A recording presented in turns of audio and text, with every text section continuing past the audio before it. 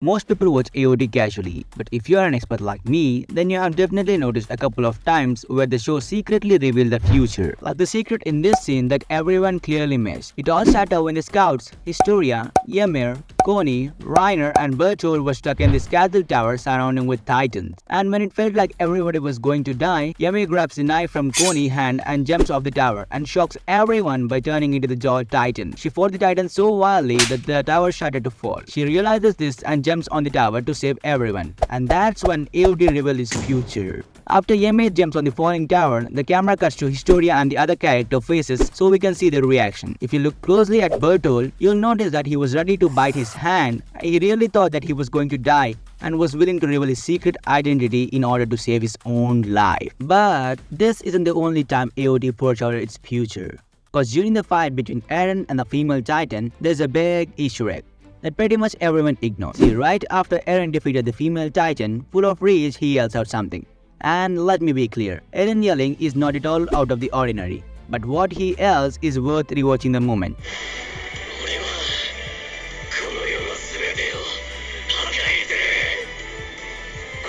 That's right, Eren says that he is going to destroy the entire world. If you are watching AOT for the first time, you would not get this reference. But if you already watched the anime, you know that this points to a very dark ending. Speaking of dark moments, I was completely devastated when this happened. See, in episode 17 of the anime, it looked like Reiner was crushed in the female titan's hand. But seconds later, he uses his blade to cut through her hand and escape like an absolute beast. But a detail that nobody noticed while he escaped is how there were bits of steam coming out of his body, revealing his titan shifter abilities. Now you might say, dude, those steams are from when he cut the female titan's hand.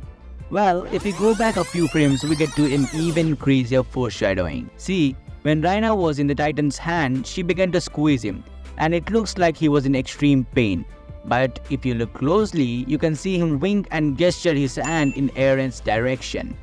That's crazy, but this next one will blow your mind.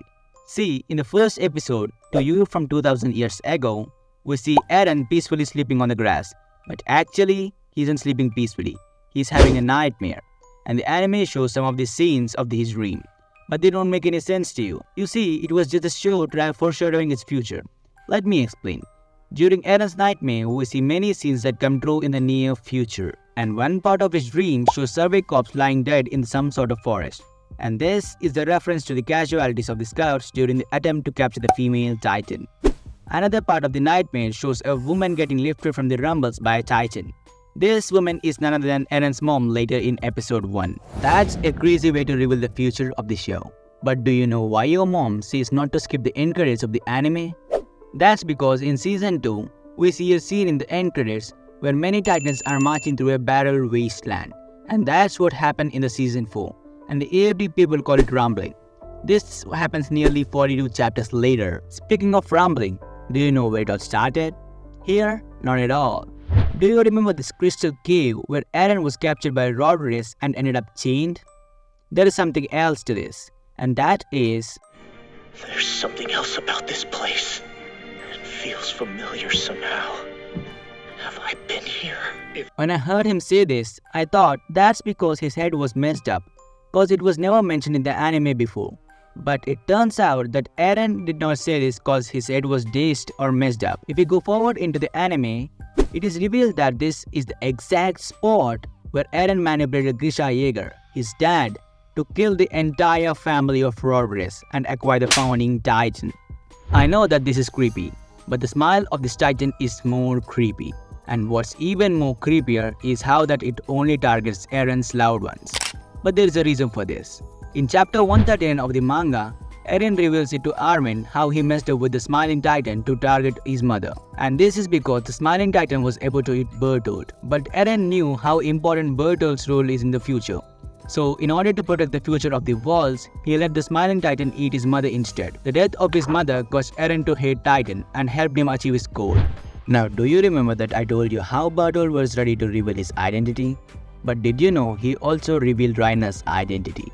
For this, let's go back to the castle one last time. See, at one point, Coney asked Bertold about Reiner's personality, to which Bertold responds that Reiner isn't just a soldier, but a warrior. Honestly, I thought it does not make any sense.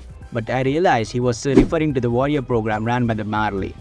Aliens created the soldiers to fight titans, while Marley had the warrior program to train future titan shifters. And this is not the only thing Bertold revealed. But he also said, if you don't subscribe to me, you will get turned into a titan. So, subscribe!